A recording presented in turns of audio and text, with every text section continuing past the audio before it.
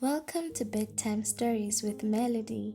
Today's book is Jessie the Rabbit by T. Albert. Jessie the rabbit was eating a carrot in a green meadow one sunny day. He watched the other animals run around and play, and he admired them.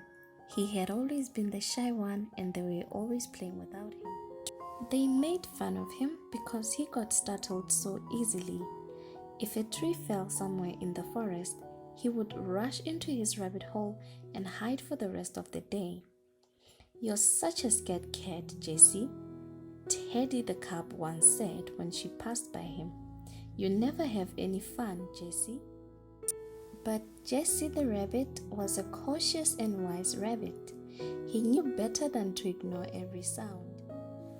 "I may look stupid and scared, but I will always be prepared for danger," thought Jessie.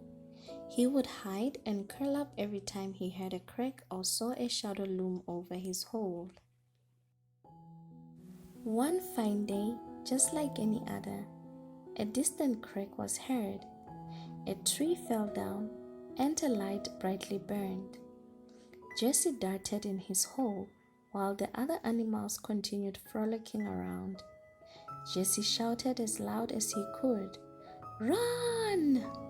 But no one heard him, so he jumped inside his hole and curled up into a ball. While Jessie was hiding, he could still hear the others laughing. Then all of a sudden, Jessie heard some squeals, some running, and then Beaver started shouting, "The forest is on fire!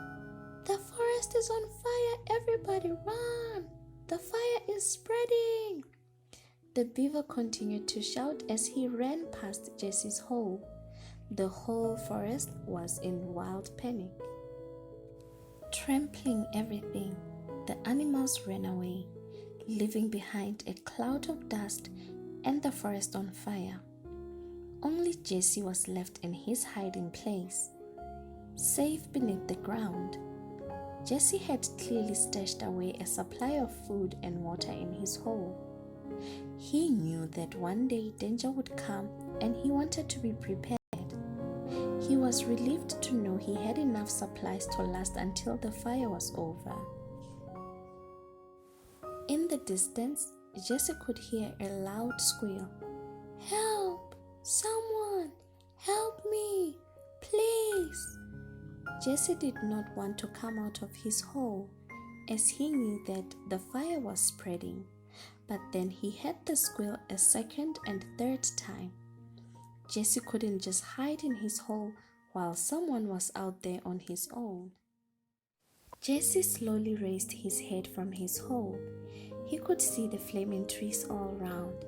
He heard another squeal and turned his head to see Teddy the cub lying down with his leg caught beneath a thick fallen branch.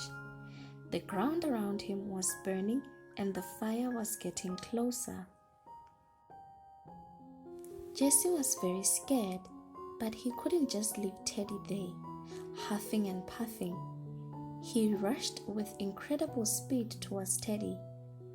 "Jessie, please, you need to find a way to get this thing off," said Teddy.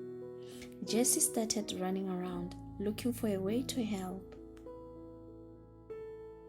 Jessie saw that the other side of the branch had started to burn and was becoming thinner. Jessie had an idea, and he darted down into his hole. He grabbed some of the nut casings that he had stored the water in and ran back towards Teddy.